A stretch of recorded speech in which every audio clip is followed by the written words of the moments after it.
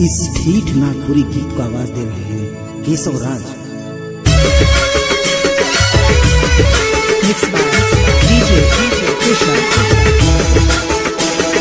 DJ Krishna Babu.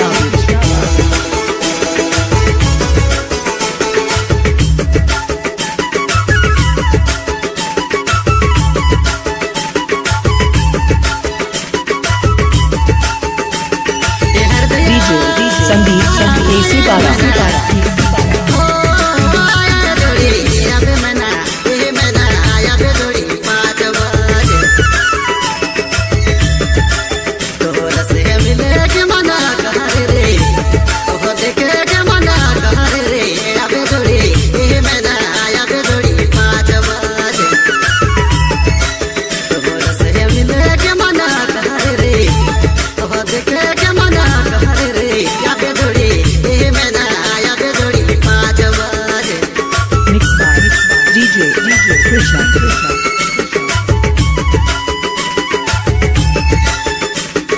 DJ Krishna Babu.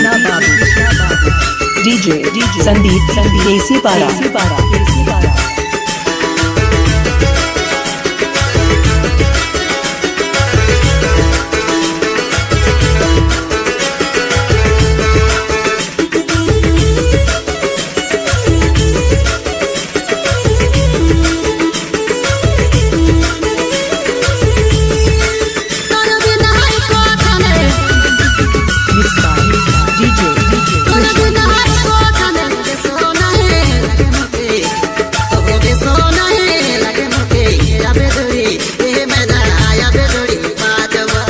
DJ Krishna Babu.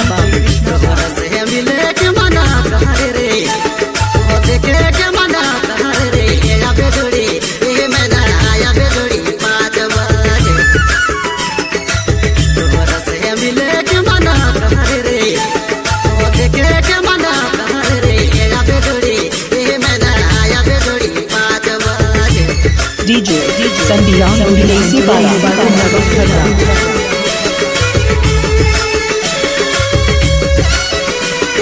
DJ Krishna Babu.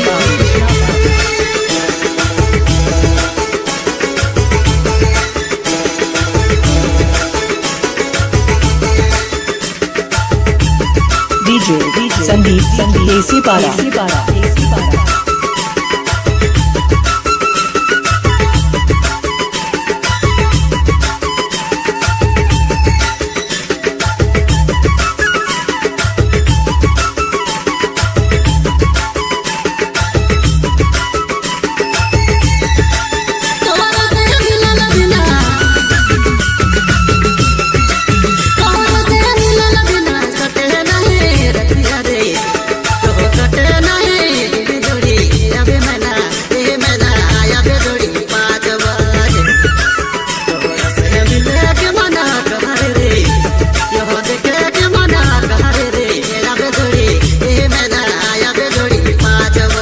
DJ Krishna Babu.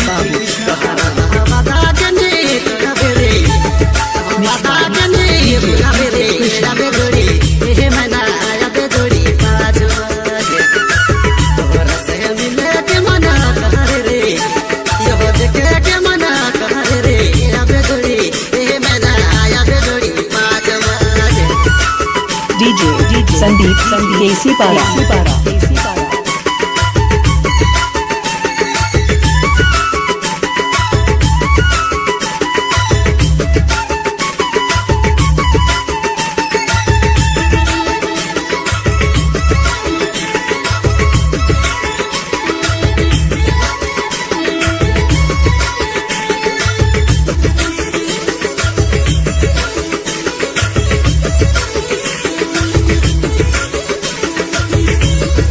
DJ Krishna Babu. DJ Sandeep AC Para.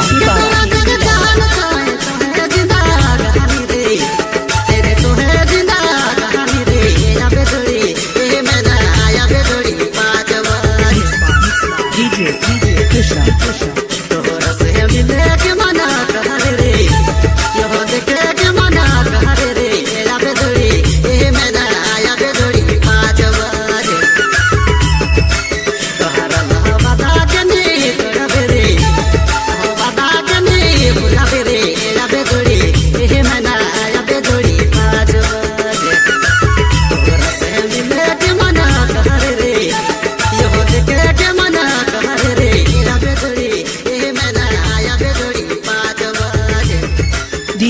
Krishna Babu.